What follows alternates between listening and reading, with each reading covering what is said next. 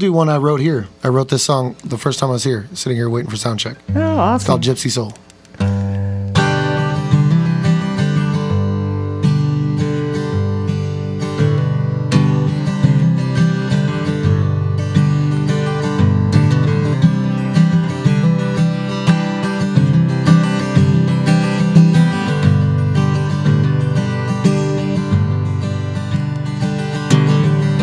Gypsy soul from New Orleans. She's known to do what she pleases. She grew up quick and grew up strong, and always finds a right and wrongs. A young girl with no soul,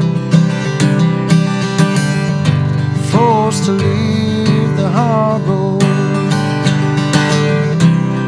Girl with big dreams, gypsy soul from New Orleans.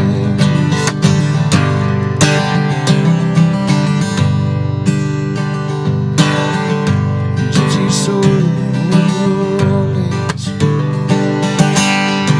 Mama died when she was 3, sent to live with her grandma and pappy. Pappy was a drinking man. Grandma let him raise his hand. Oh, a young girl with no soul, forced to live the hard road. A little girl with big dreams, a gypsy soul from New Orleans. Yeah.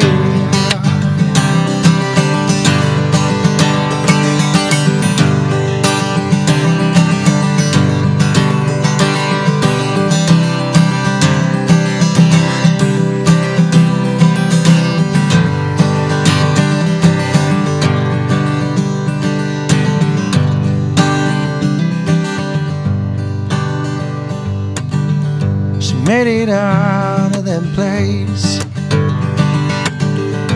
found a way to put a smile on her face. She came up from the gutter better, and made it through the stormy weather. Oh, just a little girl with big dreams, a gypsy soul from New Orleans. Yeah.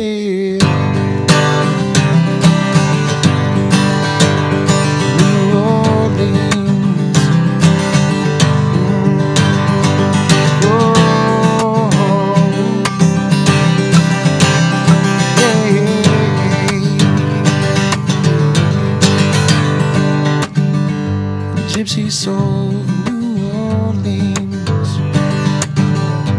known to do what she pleases. She grew up quick and grew up strong, and always finds the right and wrongs. Yeah, that's Ricky Morris here with me live on the Homegrown Radio Hour. Ricky, you're from Flint, Michigan, is that right? Yes, ma'am, born and raised. That's a tragic stuff that's happened up there. And I guess when the entire economy is pulled out from under you. Yeah, really. I mean, they were pretty much a one-shot town. Everybody was in the auto industry. Yeah, my grandfather retired early from it, and, you know, I mean, the whole city pretty much lost something in it. But, you know, it does say something for the city of Flint that, you know, they're a strong group of people, and they're building that city from the inside out and rebuilding it and trying to put a better name for themselves on the map. And yeah, and they're doing an amazing job. I've read a lot about the transitions going on in Flint, and I know a lot of people have seen some of the films and Michael Moore's work and writing on the whole situation. And y'all have a lot to be proud of. The people that have committed themselves to turning that place around are really, really committed, and they've become a model for the whole United States. Yeah, well, you know, for a city with, you know, 75,000 people or less, you they're ranked the #1 most dangerous city per capita in the United States. And but I tell you what, man, they're strong and they're independent, and people from Flint don't let a couple bad spots ruin the entire city. There's a lot of great things in Flint, Michigan. A lot of great people come from Flint, Michigan. A lot of your favorite sports athletes from the past and present came from Flint, Michigan, and they're still going to keep coming, and they're still going to keep building. And I got to give a big shout out to my family and my Uncle Don, who's actually a member of the Burton Police Department and Fire Department, and they people like him just keep it going, and Yeah. they'll get it back. I mean, there's plenty of things going on. There's plenty of good things that happen in Flint, and Yes, and there are ways to build new economies, Absolutely. and that's what they'll do. yep, they're trying. They're trying There really used hard. to be a lot of very rich farmland around there. There still is. I Yeah. mean, it's Michigan's a pretty flat. Where we're at, it's pretty flat for the most part. I mean, it's not like it's Kentucky where there's hills everywhere. Yeah. It's pretty flat, and there's good farmland and a lot of good property, and a lot of good things going down there. It's really just a few bad people that give a bad name for things. But Yeah. I've seen some of the industrial sites that they've rehabbed in Flint, Michigan by doing things like growing sunflowers for biodiesel and things like that. It's just amazing. And, pretty cool. I would be proud of being from there if I was you. I am. I mean, I moved around a lot when I was a kid. I lived there till I was, 12, and then I went with my real dad, who was in the Army, and we traveled around. I lived in Hawaii for a while, and Alabama, and Fort Campbell. We lived in Fort Campbell, Kentucky for a while. It was my first Kentucky experience.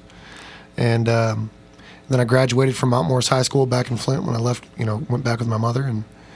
And then after I graduated, things just started going downhill for the economy, and my mom had an opportunity to work for a law firm down here in Louisville, and now she works for Goldberg Simpson, and lived here for 8 years or so, 7.5, I don't know, yesterday. And Long enough. yeah, long enough. We've been here long enough, and I'm proud to say I'm from the 502, and I'm a big representative of Louisville, Kentucky, and I'm really proud of the music scene here. I'm proud to be a part of it. I'm proud that I was accepted into it for the most part, and I think that Louisville has so much to offer. I mean, so much to offer. It's more than just basketball. It's more than football. It's more than, concerts. It's more than the people here are what make Louisville special. Denny Wheatley and I were talking about that on the show last week, that people don't realize how much talent there is in this city. A lot of the songs that you hear coming out of Nashville are actually written by Louisville songwriters. Yeah. And it's just a mecca for music. I think we need to find a way to keep Louisville, baby. That's right. I mean, Nashville is great and all. I've been down there once with Madison. It was a really great experience meeting some of the people we met. But, I mean, stop transferring down to Nashville, man. Yeah. Stay here in Louisville. Let's build this city. Yeah, Jess. We built this city. Yeah, we've lost some good people to Nashville. Jess Langer, and she comes back a lot, She does. though. And Yep, Jess is a friend of mine. She's a great, great singer. she Phenomenal is, talent. She blows Great me songwriter. away. Yeah, she's really, really awesome. And she's been in here with Jonathan Mitchell and some other people in the past. Have you guys ever Yeah. had Zach Longoria in here? You should look into getting yes. Zach Longoria again. He's Yeah. phenomenal. Not on my show. He won the Maiden 502 song. Oh, yeah, that's right. I guess, obviously. Yeah, he I think he was on Maiden 502's show, yeah. Yep. He's phenomenal. He's got a great voice. First or second one.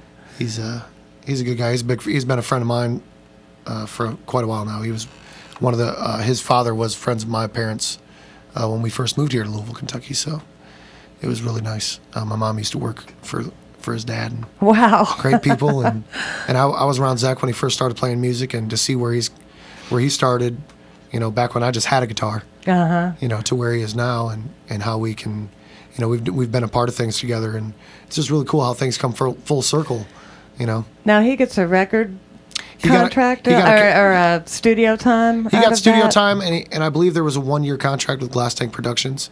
Taylor and Jason are great people, and Glass Tank Productions is a record company out of Louisville, Kentucky. I think they've done things with Alabama Brown and Fairfiola. And they're very, into the artists that they sign and the artists that they get. And I just thought that was a great opportunity with Maiden 502. And if anybody deserved to win, it was Zach. Or, what I mean? He's great. He's got mad skills. He's got an ear for music, and he's one hell of a songwriter.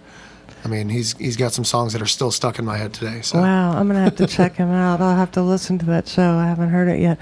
I think a young Bob Dylan just walked in the studio. I'm not sure who it is, but he's got a harmonica, so I like him. I have his shirt. I have that same shirt. He's got my favorite shirt on. It's Yoda with headphones and sunglasses. I love it.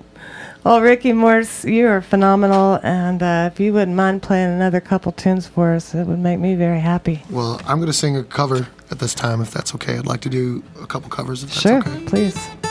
Ricky Morse here with me on the Homegrown Radio Hour, live on Crescent Hill Radio.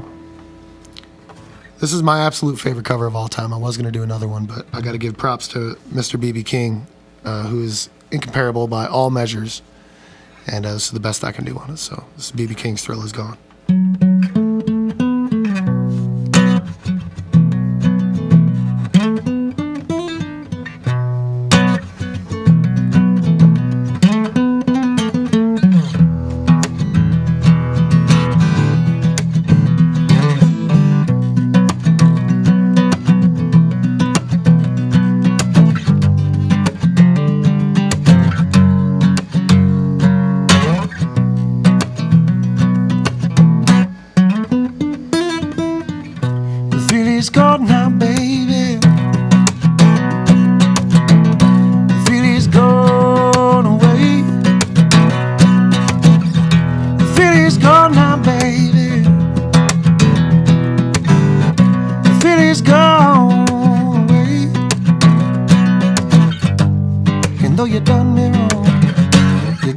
Sorry someday.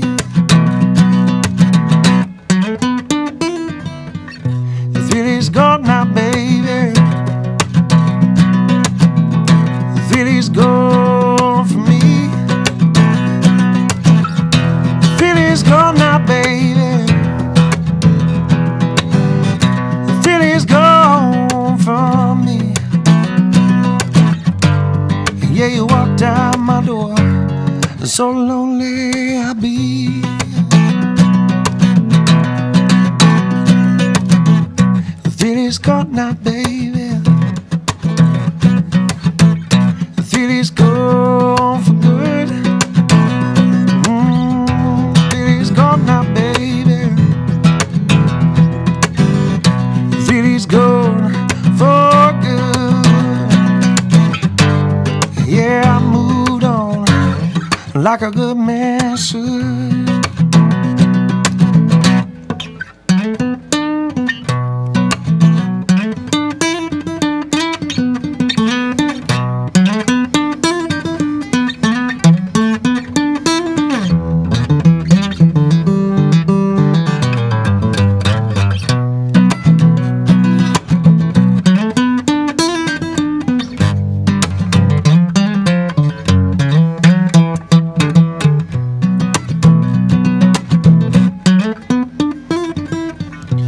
I'm free now, baby. No, I'm free from your spell. No, I'm free now, baby. No, I'm free from your spell.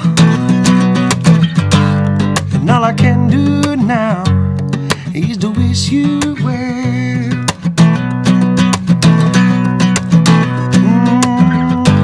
All I can do now is to wish you well.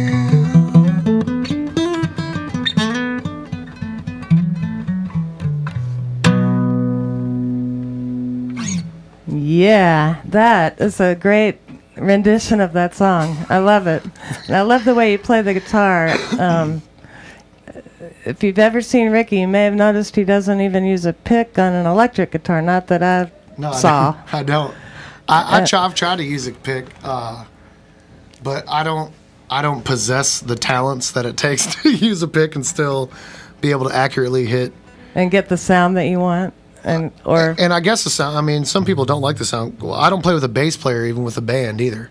So yeah. So you get more of a bass tone if you use your thumbs. It's more muffled. Yeah. So I'll turn the bass up on the guitar more and I just feel like I have more control with my hand. I don't know. I never used to pick either when I was playing guitar ever. I mean, I learned how to finger pick a little bit, so now I just kind of try to do that stuff. I still only use three fingers. I use a thumb and two fingers. You kind of use your thumb like a pick sometimes. So that's pretty cool. I like the sound that you get that way. I never liked to me, the pick ruined the sound of my guitar. I don't know if it was just my guitar.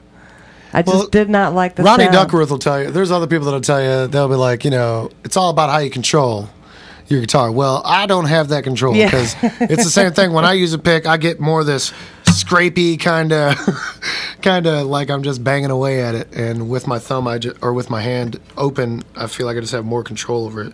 Sometimes I'll just be doing leads and my hands just going like this. And I don't know. It's you kind of play like a slap bass player, I was honestly thinking about picking up a bass. I might try to become a bass player because I could see you doing that. Most of my songs are rooted around the idea of a bass line. Like it's mostly like a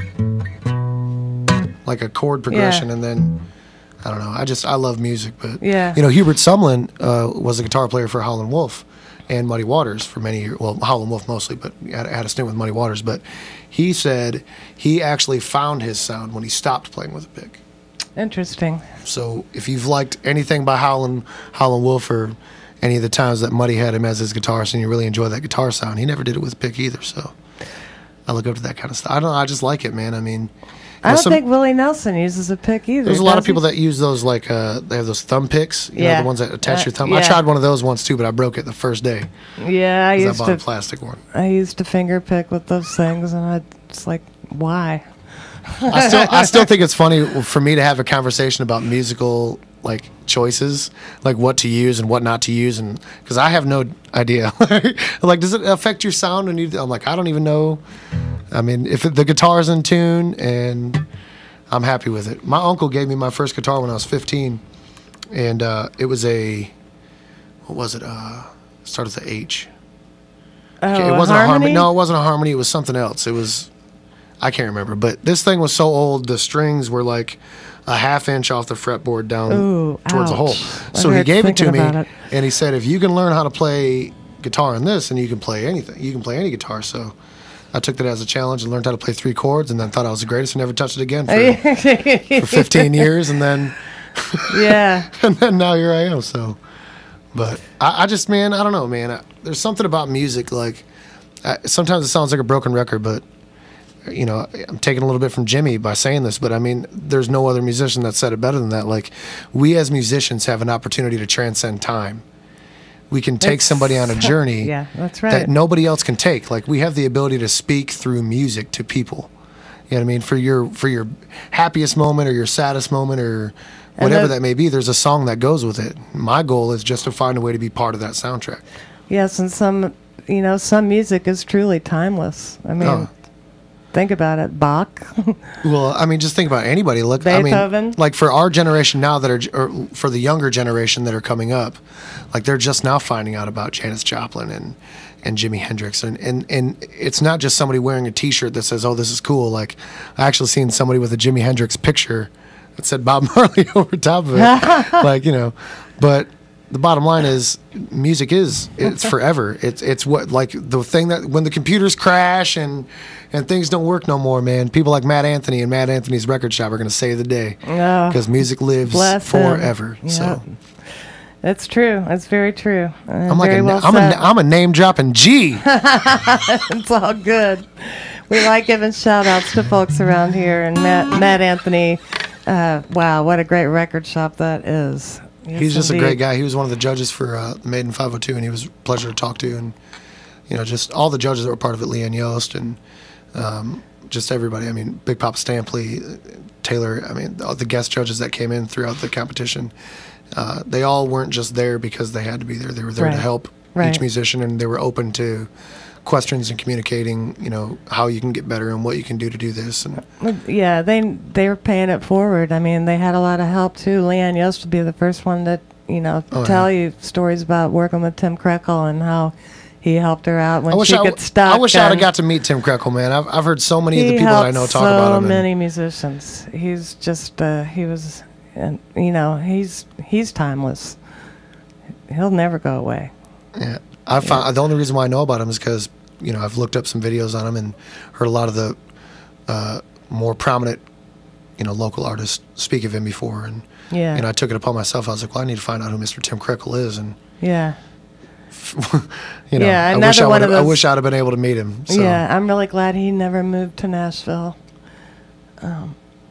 Nothing against Nashville. It's just but I mean, I think he actually did for a little while. But he's one of those Louisville songwriters that has written a lot of hits for folks coming out of Nashville that people don't even know Tim wrote the songs. See, I mean, if I got a phone call tomorrow and they're like, "May would like you to come down to Nashville and record," I would have to say, "Sure." Heck yeah. But I mean, at the same time, if it's not there, to all the any other musicians that are thinking like, why would you leave one place where you have such a great opportunity to do something to help it grow, to go to another place that's already grown and just be another fish in the sea? Right.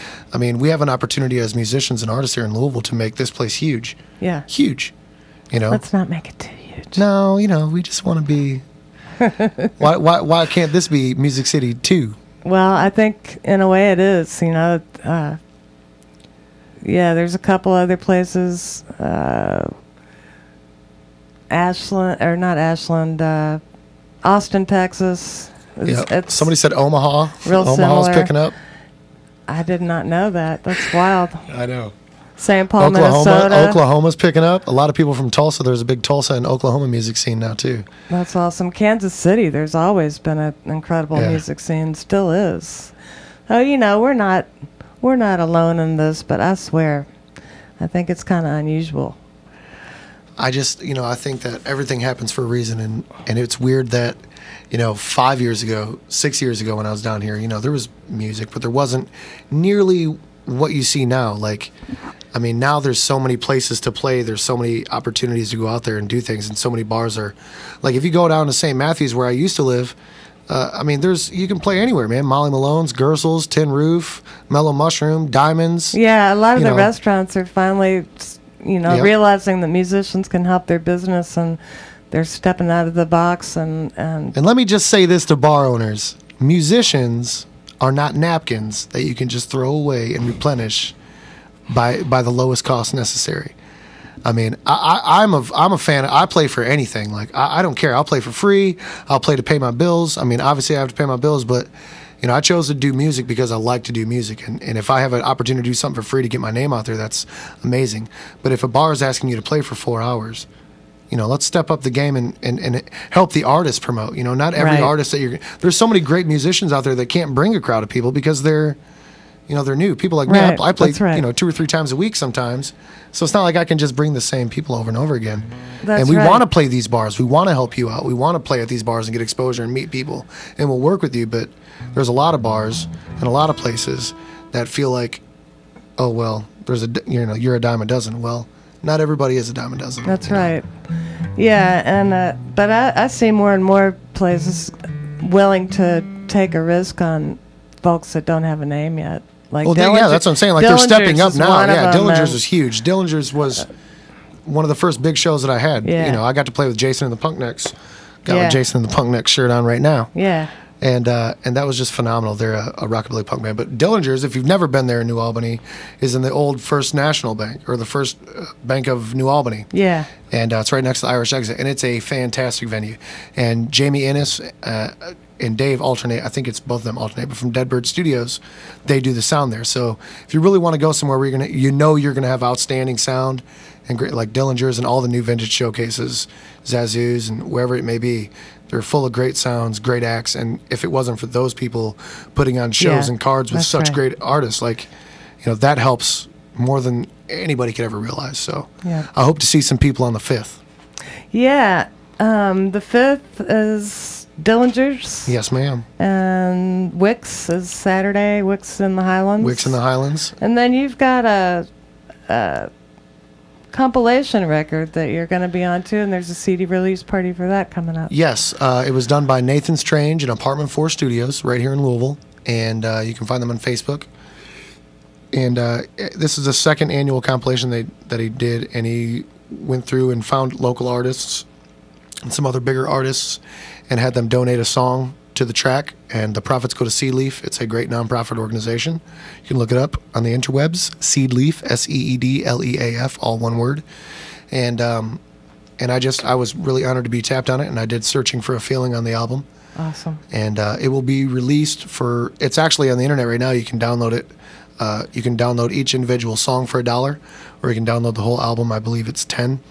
And it just, like I said, it goes to a nonprofit organization. But the actual CD release will be July 8th at Diamond Pub Concert Hall. Awesome. So, and that's a Monday night. It's a Monday night. Yeah, it's not going to be a late night. It'll go, for a little bit, but it's not going to go all night. I think it starts at 6 or 7. And there's going to be 4 or 5 acts that are going to be there. So I'll be one of them. And if all goes well, I'll have the entire band there. Awesome. And it'll be a great night of music. So.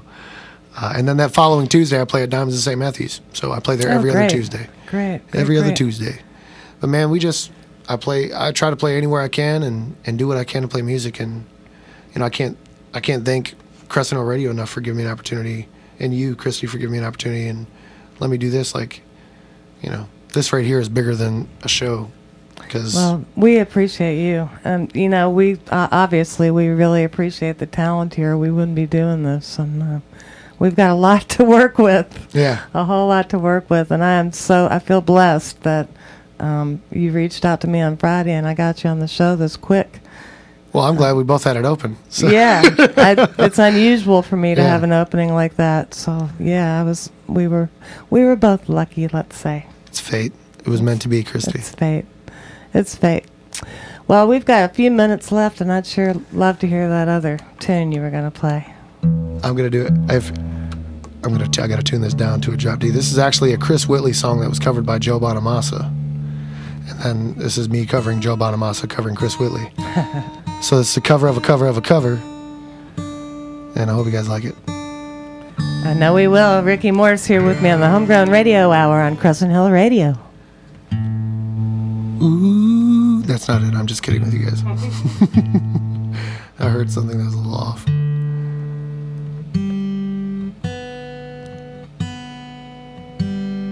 All right, here we go. This is called Ball Peen Hammer.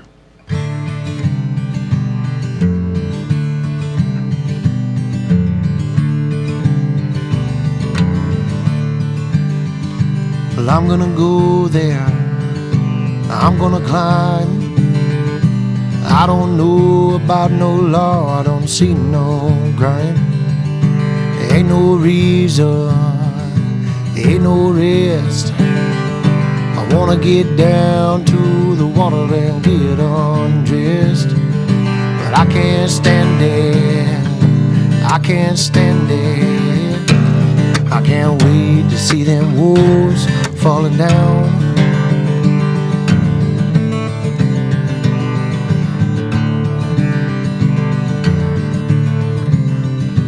Tell me, Jesus, why they run? Is it about the weight of the woman or the weight of the gun? Got 15 minutes now, and I don't care.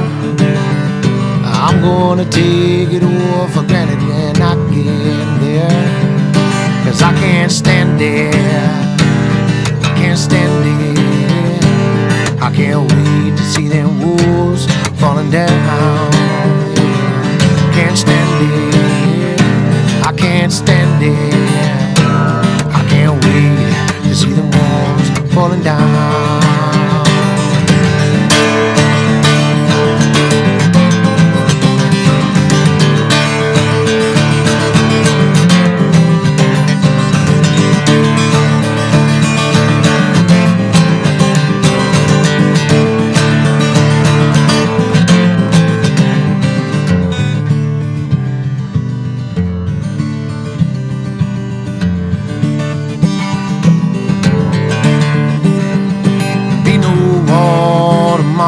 Sunday, Ryan, and I know that all good things come in their good time, and I don't want to put that ball pin hammer through that door, but I don't have to pretend to understand no more, 'cause I can't stand it. I can't stand it. I can't wait to see them walls falling down.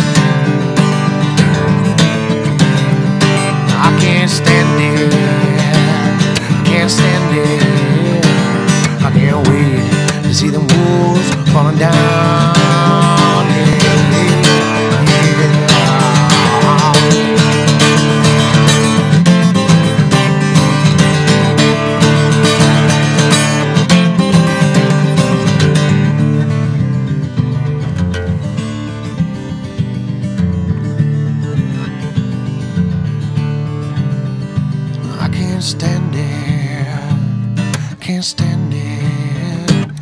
I can't wait to see them walls falling down. Yeah, Ricky Morse here with me live on the Homegrown Radio Hour, doing a cover of a cover. I like to stay under my covers. You know what I mean? So that was a Chris Wheatley song, or Chris Wheatley covered? It was originally written by a man named Chris Whitley. Whitley. And then Joe Bonamassa covered Chris Whitley. Gotcha. And then I covered Joe Bonamassa covering Chris Whitley. Gotcha. I love it. And it's really hard to say over and over again. Now, you can actually get on YouTube and look up Chris Whitley Ball Peen Hammer and hear his version. And then you can look at Joe Bonamassa Ball Peen Hammer acoustic. And that's one that I got it from. They're both really good. But, I mean, no offense to Chris Whitley, but it is Joe Bonamassa, and he's a phenomenal talent. And, you know, the video that I learned this song from was... You know, still, I probably go watch that video once or twice a day just because it's amazing. Wow. Like, it's just him sitting there just like this. He's just going to town with the pick in his hand, making it look so effortless. You do it fine without a pick. Damn picks. You get such a big sound out of that guitar, and the bass lines that you throw in there, just, it's really nice. It's all Kelly. You have a great sound. It's all Kelly's sound work. Shout out to Kelly. Well, thank you so much, Ricky, for coming on. And anytime. Yeah, seriously. Good luck this weekend. You've got a lot going on. Friday night at Dillinger's, Saturday night at Wicks in the Highlands, Monday, July 8th at Diamonds. Concert Hall in the Highlands, and then Tuesday the 9th at Diamonds in St. Matthews. Diamonds in St. Matthews. Yes, ma'am. And then the 11th is my birthday. I'll be 31. Happy birthday! Happy 31. Birthday! Goodness. Gosh, Ricky, you're a youngster, and I'm glad you're here. Well, I'm glad you didn't call me a baby. Thanks for coming on. Thank you, Christy. I love you, man. Love Thank you, Crescent too. Hill. Ricky Morse, thank you so much. And